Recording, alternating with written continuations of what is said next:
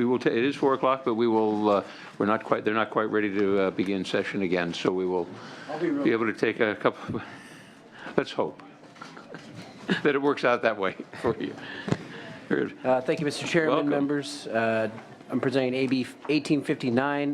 This is a bill that cleans up several provisions relating to repossession law and also adds consumer protections by addressing situations where collateral is locked.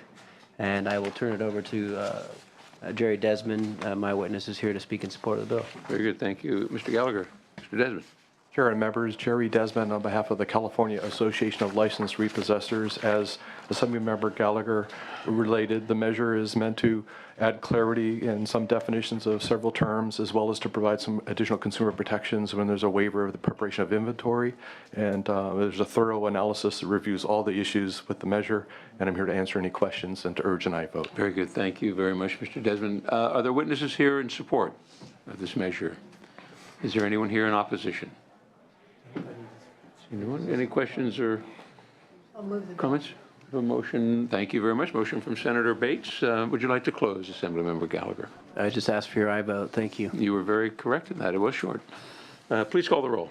Motion is due pass to Senate Appropriations Committee. Hill. Aye. Hill, aye. Bates. Bates, aye. Block. Block, aye. Gaines. Galgiani. Galgiani, aye. Hernandez. Hernandez, aye. Jackson. Mendoza. Mendoza, aye. Wachowski. Wachowski, aye. 7-0. The bill has enough votes, but we'll hold the roll open for the absent members. Thank you very much. Thank you. I see no other authors here. Perhaps we will go back and open the roll on all of our bills, if that works. So we'll open the roll on item number 1, AB 26. Please call the absent members. Motion is due pass as amended to Senate Appropriations Committee, 3-0. Current vote, Hill. Aye. Hill, aye. Bates, Block. Block, aye. Gaines. Mendoza. Mendoza, aye. Wachowski. Wachowski, aye. 7-0. We'll hold the roll open for absent members. The consent calendar, item number 2 and 18. Please call the absent members. Gaines. Mendoza. Mendoza, aye. Wachowski. Wachowski, aye. 8-0. We'll hold the roll open there as well. Item number 3, AB 873. Please call the absent members. Hill. Aye. Hill, aye. Block. Block, aye. Gaines. Jackson. Mendoza. Mendoza, aye. Wachowski. Wachowski, aye. What do we have? 7-0. We'll hold that roll open as well for absent members. Item number 4, AB 1174. Please call the absent members. Hill. Aye. Hill, aye. Block. Block, aye. Gaines. Hernandez. Hernandez, aye. Jackson. Mendoza. Mendoza, aye. Wachowski. Wachowski, aye. 7-0. We'll hold the roll open. Item number 5, AB 1306. She did take the amendments and that. She did. Yes. Very good. Thank you. That motion was due pass as amended to Senate Appropriations Committee. Current vote 3-0. Hill. Aye. Hill, aye. Bates. Gaines. Galgiani. Aye. Galgiani, aye. Jackson. Mendoza. Mendoza, aye. 6-0. We'll hold the roll open for absent members. Item number 6, AB 1668. Motion is due pass to Senate Appropriations Committee. Current vote 5-0. Hill. Aye. Hill, aye. Gaines. Jackson. Mendoza. Mendoza, aye. 7-0. We'll hold the roll open. Item 7, AB 1751. Please call the absent member. Motion is due pass to Senate Appropriations Committee. Current votes 5-0. Hill. Aye. Hill, aye. Gaines. Jackson. Mendoza. Mendoza, aye. 7-0. We'll hold the roll open there. Item number 8, AB 1807. Please call the absent members. Gaines. Jackson. Mendoza. Mendoza, aye. 7-0. We'll hold the roll open. Item number 9, AB 1859. Please call the absent member. Gaines. Jackson. 7-0. It continues. And item number 10, AB 1950. Please call the absent member. Block. Aye. Block, aye. Gaines. Galgiani. Galgiani, aye. Hernandez. Jackson. Mendoza. Mendoza, aye. Wackowski. 5-0. We'll hold the roll open there as well, and we'll go to item number 17, AB 2270. Please call the absent members. Gaines. Jackson. Very good. We'll hold the roll open there as well. 7-0. We will, what's the timings? Oh, I'm sorry. Assemblymember Chu, come on up. Welcome. Thank you, Mr. Chairman, Senators. This will be item number 11, AB 2125. Thank you. I appreciate your consideration of our bill to help establish the Healthy Nail Salon Recognition Program.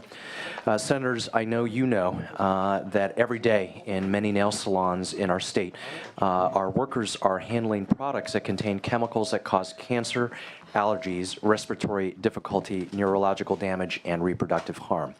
There are at least 3 hazardous chemicals that have been found in many nail products over the years, known as the so-called toxic trio. This includes formaldehyde, which many of us will remember from high school biology class is what's used to preserve frogs. Toluene, we know the smell from paint thinners, and dibutylphthalate, which is a reproductive and developmental toxicant. It's estimated that there are over 120,000 nail salon workers in more than 15,000 nail salons in our state, in an $8 billion industry. And while there are many polishes that are toxic-free, are inexpensive, and look as good as products that do not have these toxic chemicals, we still have too many polishes on the market that do not either disclose their ingredients or contain one or more of the toxic trio. In San Francisco, some years back, we considered a variety of approaches to address this. Rather than use a stick approach with the industry, we decided to use a carrot or an incentive approach to create the first healthy nail salon recognition program in our country. At its heart, the program designates those nail salons that abide by toxic-free and safety standards as healthy nail salons who receive community and marketing recognition for their efforts. Today, there are several dozen healthy nail salons in San Francisco, Alameda, San Mateo, Santa Clara County, as well as the city of Santa Monica. This bill would create guidelines for all California cities and counties to voluntarily implement a recognition program and conduct public awareness campaigns for nail salon owners, consumers, and local governments. Through this bill, we hope to equip local communities with best practices and encourage all stakeholders to use healthy products. And with that, I'd like to turn it over to our witnesses. Very good. Thank you very much, Assemblymember. Witnesses in support. Good afternoon. Good afternoon. Good afternoon. My name is Julia Liao, and I'm here on behalf of Asian Health Services and the California Healthy Nail Salon Collaborative, the 2 co-sponsors of the bill. It was a decade ago when Asian Health Services, a federally qualified community health center, established the collaborative, which is a statewide coalition focused on improving the health, safety, and rights of the nail salon workers, after being the first in the nation to recognize the epidemic of workers experiencing a multitude of health issues from the chemicals and products that they handle daily. Healthy nail salon recognition programs have been an important step to addressing the health issues faced by nail salon workers. An EPA-funded pilot study has indicated that healthy nail salon programs can help to reduce both levels of toluene and total volatile organic compounds, which have potential for adverse health effects. A study recently conducted by Washington State's King County Hazardous Waste Department demonstrated that the ventilation systems required by healthy nail salon recognition programs can reduce nail salon workers' exposure to dust particles up to 90% and organic vapors by at least 77%. And this is significant because the proximity of a manicurist's breathing zone to the chemicals and dust during nail treatments is a major factor in worker exposure to chemicals. Salon themselves, who participate in the program, have reported positive results. In a survey we conducted with recognized healthy nail salons, 83% reported that they and their employees are healthier and happier, with many stating that their work-related acute health symptoms disappeared. 80% have experienced an increase in new customers, with many experiencing an increase in revenue. And consumers have a great desire for these programs. In a survey we conducted with over 1,000 consumers, 94% indicated that they would be more likely to patronize a designated healthy nail salon that use less toxic products than others without that designation.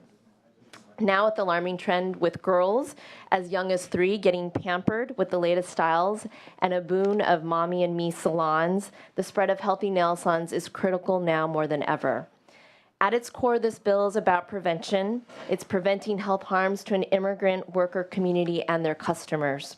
We have workers and owners who are here today who represent the hundreds of nail salon community members and other folks in the community who feel that this bill is critical to laying the foundation for better health for workers and consumers alike.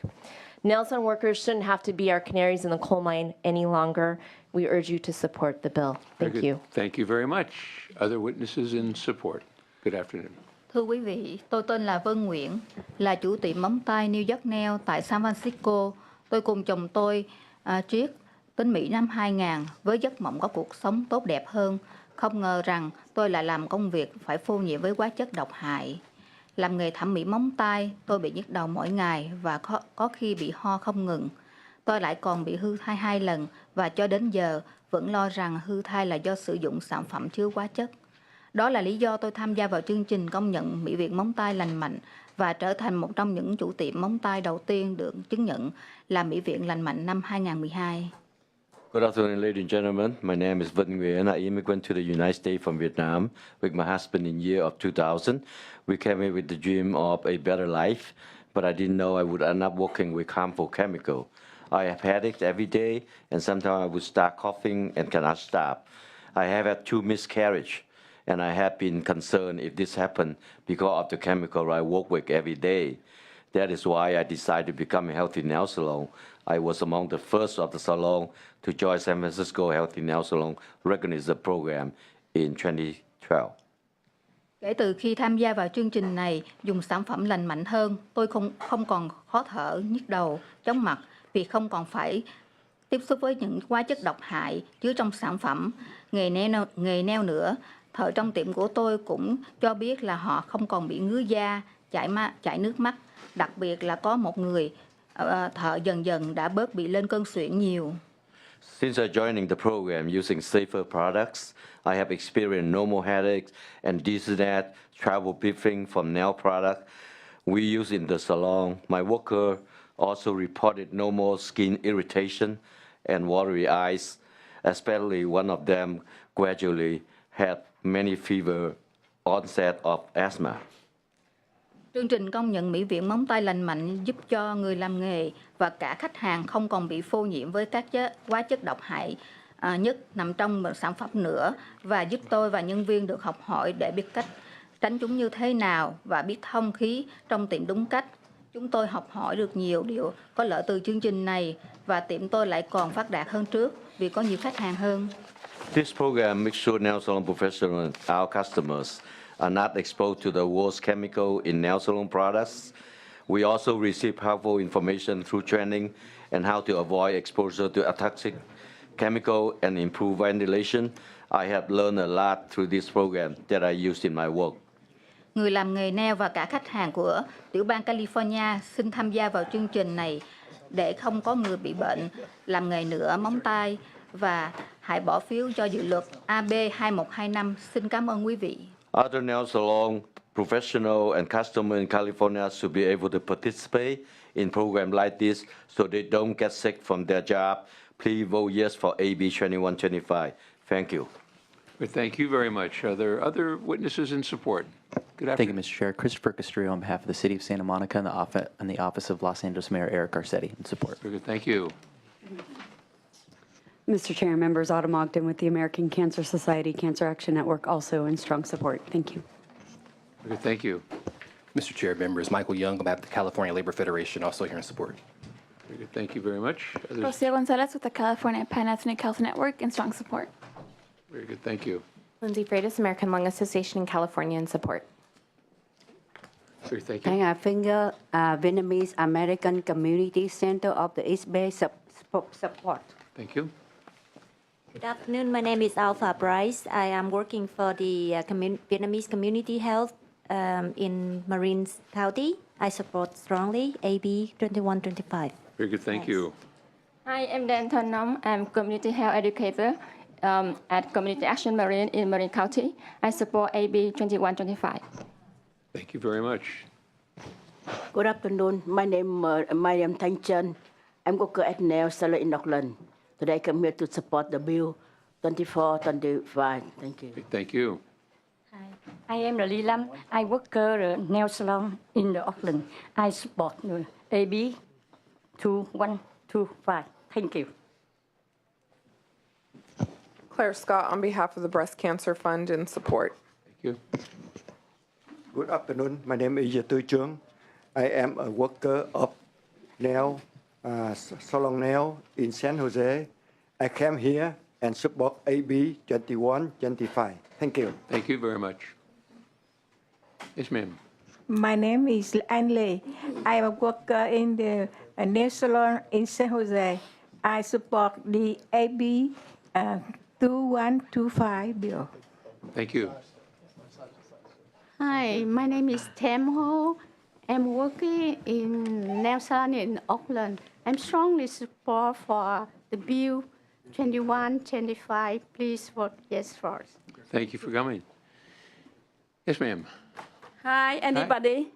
My name is Mong Thu Pham. I live in Auckland.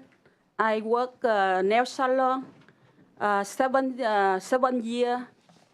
I support AB 2125. Thank you very much.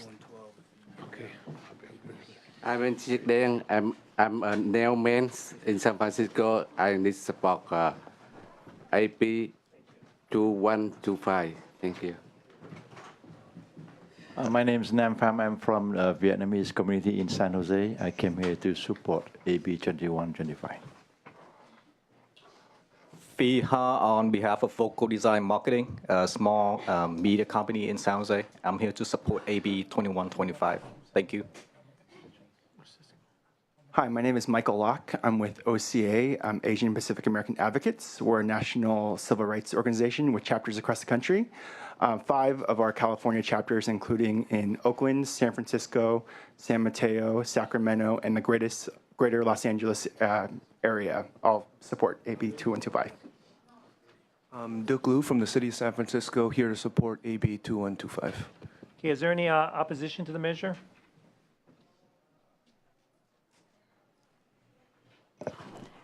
Yes, hi, Amy Jenkins with Platinum Advisors on behalf of the Personal Care Products Council. Actually, we've been working very closely with the author's office to address some of the concerns that we have, largely related to what's in the intent language. We feel that some of the references are misleading and somewhat inflammatory. But again, I do want to emphasize that we are working with the author's office on potential amendments and look forward to ongoing conversations. Thank you very much. Thank you. Anyone else in opposition? We have questions from the members. Senator Mendoza. Mr. Chair, I just wanted to move the bill. Okay, we have, yes. The staff report talks about on page 8 and 10 some of the problems on implementing from a practical point of view, making sure that people are trained. How do we control individuals bringing in their own products? Can you comment on that? Sure. Let me just say what this bill does, which is we're essentially setting standards for local ordinances and local policies in this area, as is the case in 6 jurisdictions right now in the state of California. So it would be up to those localities to figure it out. There's not really going to be state enforcement of those laws unless they're violations of state regulations. So that's really the main point I'd like to make. And currently in the Healthy Nail Salon Recognition Program, one of the criteria is that customers are not allowed to bring in outside products. Right, but the question from the staff report is there's obviously, if there's 6 counties or 6 jurisdictions, there's 52 counties that don't have healthy programs, and evidently that's not a big important concern for them. So the question is how do we get that? How do we get the local enforcement to make sure that we're doing the implementation occurs? I guess that's the concern. I mean, I think it's a good idea. I heard it last week in environmental quality from an environmental point of view, but now they're talking from the business and professional standards. How do we actually get it done? It seems like a legitimate question to be raised by the staff report. So again, one of the things we're trying to do is for the other dozens of counties that are out there, we want to establish some standards. In San Francisco, though, for example, the Department of the Environment is responsible for implementation. So what they do is they will initially work with the salon to make sure that they go through a checklist of a variety of different standards that we're hoping are going to be in place, and then over time, the expectation is that the nail salon is abiding by the standards that they had agreed to, and it's up to the local agency to determine how often they're going to go and check to make sure that those standards are in place, just as is the case for any other environmental agency that is looking to make sure that its standards are being met. Does that answer your question? Well, except to the fact that if we gave the jurisdiction to DTSC, then they may not get around to doing it, but when they did do the inspection, they would know. They would be the full force of the law would go in. Just a concern. I thought it was helpful because we always want our measures to be effective and to have the positive environmental impact and the improvement for the workers and also for the people that are there. So, all right. Any other questions from any of the members? Seeing no other questions, comments? There was a motion, I believe, by Senator Mendoza. Would you like to close? I respectfully ask for your aye vote. We're at item number 11, AB 21252, Healthy Nail Salons Recognition Programs. Call the members, please. Motion is due pass the Senate Appropriations Committee. Hill. Bates. Block. Aye. Block aye. Gaines. Galgiani. Hernandez. Aye. Hernandez aye. Jackson. Aye. Jackson aye. Mendoza. Aye. Mendoza aye. Wachowski. Aye. Wachowski aye. 5 votes. It's 5 votes. We'll place that bill in call. I think it should be enough to get out. Thank you, Senators. Thought I saw Assemblymember Santiago. Item number 19, AB 2485, Dental Core Loan Repayment Programs. Thank you, Chair. Good afternoon. Welcome. In the interest of the committee's time, I will be brief, understanding you go to session soon. That's okay with the chair? By all means. Thank you. AB 2045 updates the Dental Corps Loan Repayment Program of 2002 with revisions to ensure that the remainder of the funds in the dentally underserved account can be effectively dispersed. I have one witness who will also be brief. Thank you. Please proceed. Good afternoon, Chair and members. Megan Allred on behalf of the California Dental Association. This program was very successful early on, but still has 1.6 of the original $3 million that the legislature appropriated for this program in 2002. And we are looking to remove some of the unnecessary qualifications and make it easier for people who are seeking to serve these needy communities to do so. We truly want to revive this program and hope that you will support the bill as it has been amended and is before you. Thank you very much. Is there any questions from any support? Anyone support? Any opposition? Questions, comments? Senator Wachowski? I understand the goal of making it easier. What I didn't understand is that, if I'm reading the bill right, is that you have to have 5 years of dental service in order to apply for this loan forgiveness. And I just didn't understand, if I'm coming out of dental school and I have never practiced and I'm poor, why would it's not a big deal for me to go into a disadvantaged area for 3 years and say, I'll just live like I was in dental school and do that. How does somebody who's working as a dentist go back into a disadvantaged area? What's the incentive there to do that if you've got your dental practice up and running or you're working for somebody? How does that make it easier, I guess, is the question. Well, it's a loan repayment, the $105,000 that you could get, plus it's the way that it's dispersed. And I hope that answers your question, because currently the way it's dispersed is at the end of the period when you've served in an underserved community. The way we're breaking it up is you get it in 3 increments. You get 35, 35, and 35. But at the crux of your question, really, quite frankly, is that you get the financial aid. Right, but don't you get it right now? Right now, if I finish dental school and I go into a disadvantaged area and I work 1 year, I get $25,000. That's what it is. And then I say, hey, I don't like it. I'm going to go back and I'll pay my own loans, right? And I can do that right out. This looks like I have to have 5 years of service before I even get to, I mean, again, I may want to do it, but I don't, it doesn't seem to me that that's liberalizing the payment. I see that I get maybe 10,000 more the first year, but maybe you're a witness. If I could, Senator, yeah, the language as has been amended got a bit messy. However, the provision that I believe that you're talking about is where it says that you are required to have been licensed within the last 5 years, or is supposed to, I believe that's what it should say. And that actually raised some questions because previously the loan repayment program required that you be licensed in order to qualify. We wanted to open it up not only to those who were licensed dentists that wanted to move into these underserved areas, but also to students who were ready to graduate and positioned to fulfill every other requirement as long as they passed their exam and would be licensed as dentists soon. So we wanted to make sure that both outgoing or newly graduated students were eligible to apply, as well as recently licensed dentists.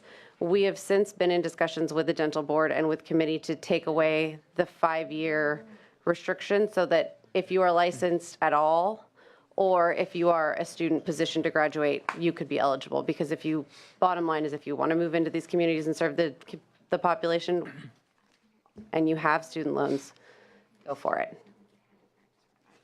Okay. Aha. All right. So my service as a student, as in dental school, would be, is that the idea that that counts? I mean, I want to have more people do it. I think that's what you're looking at.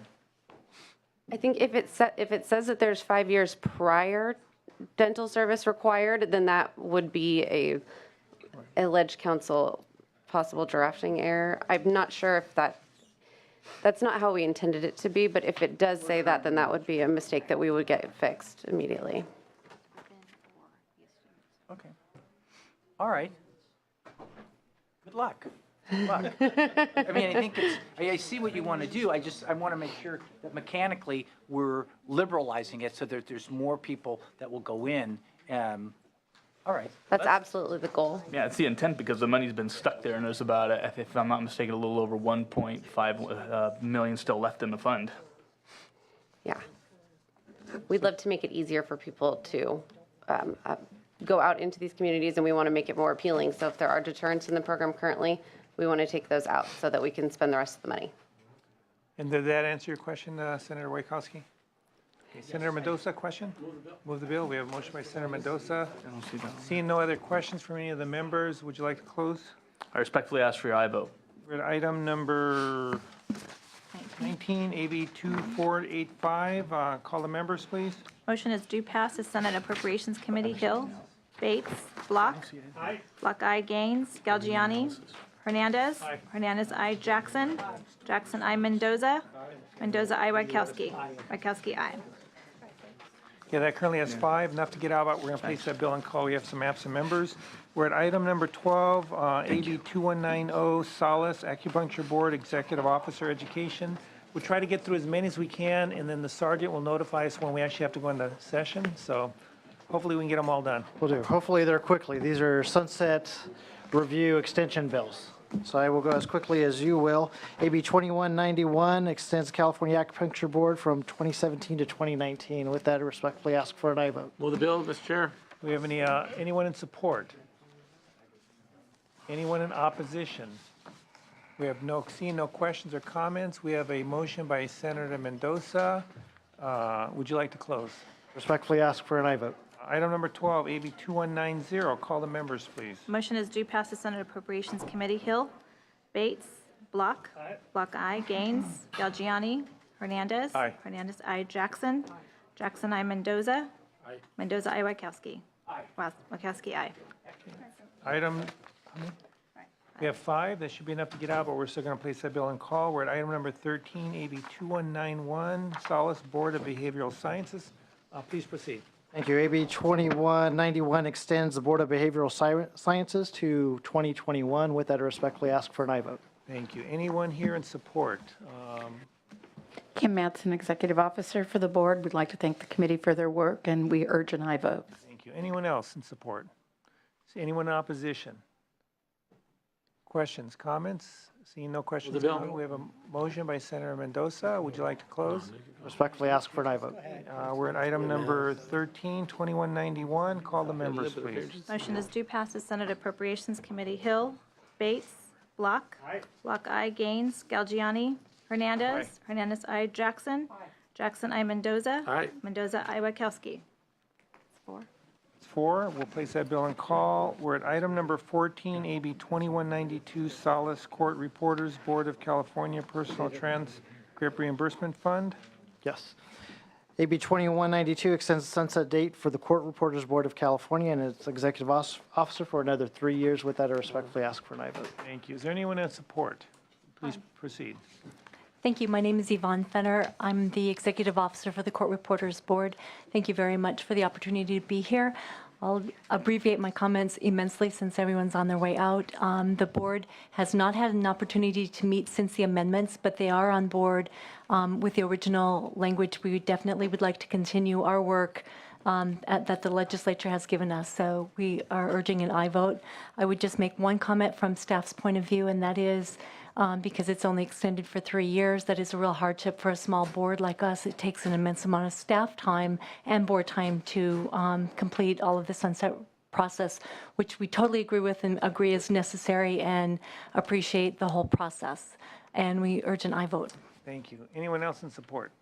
Yes, Senator. Mike Harrell with the Western Center on Law and Poverty. We too stand in support with the bill, along with the Legal Aid Association of California, Public Counsel, the Family Violence Appellate Project. We look forward to working with the author going forward to try to fine-tune the measure. Thank you. Thank you. Anyone else? Ignacio Hernandez on behalf of the California Court Reporter Association. We do support the concept of the extension, and we do support the TRF. The licensed court reporters are the ones that actually fund the transcript reimbursement fund, so we support that. There are a couple of tweaks in the bill that we're still analyzing, and we may have some questions about, so we'd like to work with the author going forward, assuming that the will of the committee is to move the bill forward. So we do support the concept of the extension. We think a longer extension. We think looking at alternative funding, we're a little possibly concerned about that, but we'll talk about that going forward. Thank you. Opposition? Questions, comments from members? Sure. Go ahead. Tony moves the bill. Motion by Block. Would you like to close? Respectfully ask for an aye vote. And it is item number 14, AB 2192. Call the members. Motion is due pass the Senate Appropriations Committee. Hill. Aye. Hill, I, Bates. Block. Block, I, Gaines. Galgiani. Hernandez. Hernandez, I, Jackson. Mendoza. Aye. Mendoza, I, Wachowski.